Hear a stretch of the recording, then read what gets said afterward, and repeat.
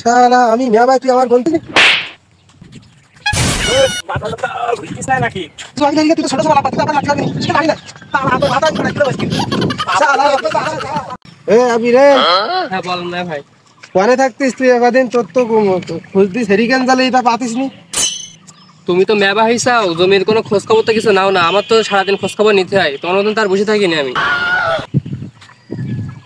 শালা এ আমি তোর মেভাই না কুতাবাত্তার হিসাব করে কই তুই মেভার সাথে লক মক মাইরি কই ওই যা করতিস তাই শোন শুনি।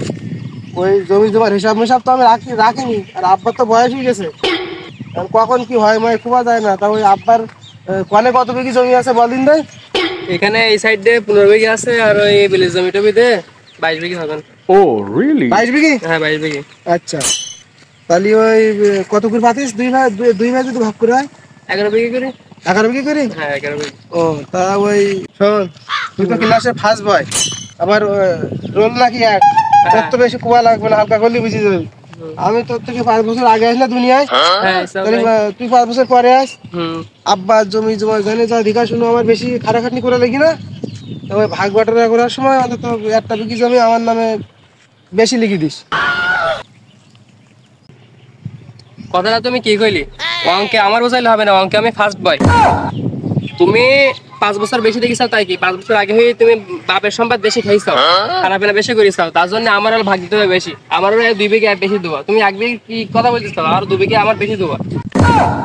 শালা আমি মেয়া ভাই তুই আমার গন্তি নি হ্যাঁ সারা তোর আব্বা কি লেখাপড়া করি টাকা পয়সা দেস তোর হ্যাঁ তো যাবতীয় লেখাপড়া টাকা পয়সা কিনা আমার পকেটের গাড়িতে খরচ করেছি ও জমি 1 বিঘা আমার হবে তোর 9 বিঘি নিতে হবে আমার হলো বাকি যা থাকে তা আমার নিতে হবে অত কোথাও কোয়া যাবে না। তুমি আজকে মেয়া ভাই বলে বেঁচে গেলি। আজ পর্যন্ত কেউ আমার গায়ে হাত তুলতে পারিনি, আমার বাপ তাই তোমার হাত তুলি না, তুমি আমার গায়ে হাত তুললি। তোমার আজকে ছড়াই ফেলে দিতাম, তুমি মেয়া ভাই না হইলি। ওসব দেখা যাবে না আব্বা রাষ্ট্রীতে আগে জমি জমার ভাগ আব্বা যা হবে সেটা হবে তুই কি করবি না আব্বা যেটা করবে সেটাই হবে। মাথাটা ঘুরতিস না নাকি? মাথা তো ঘুরতিস তো। 22টা বিঘি জমি সবাই জোয়া খেলে হেঁটে গেলাম। এ ছাপা লেগে জবাব দেবো কি করি আমি এটা বুঝতে পারতিস নি তো। এখন বাড়ি যাব কি মুখ নিয়ে এটাও বুঝতে পারতি না। তাও যাই না গেলি তো থাকবো কনে, সে জায়গাও আমার নেই। ওই ছাবাল দুটো ওই না তাই তো ওরা কি গামজাম করতি নাই? আমি তো এক বিবাদে আছি, ওরা আবার কি নে গামজাম করতে ওকে ঠান্ডা করে আসি যাই।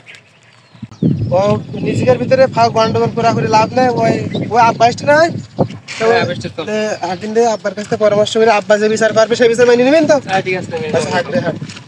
আব্বা আইসা দাঁড়াও আব্বা তুমি আইসা ভালো হয়েছে। এই বড় খোকা তোরা কি নে গামজাম করতেছিস? ও আর বুঝি না আব্বা তুমি আইসা খুব ভালো হয়েছে ও ছোটটা বেশি বই দিস আমি মেয়া ভাই আমার দাম দিতে না হয়তো বলে নাকি জমি জমা বেশি ভাগ নিতে হবে। কেন কি জমি জায়গা কি আবার কি তুমি জমি জায়গা মোটে ভাগ করে দিয়ে যাও না কেন আমাকে দুই ভাইয়ের নামে? আব্বা তুমি জমি জায়গাগুলো সব ভাগ করে দাও দেন, প্রতিদিন মারামারি হইতেছে দুজনের ভিতরে।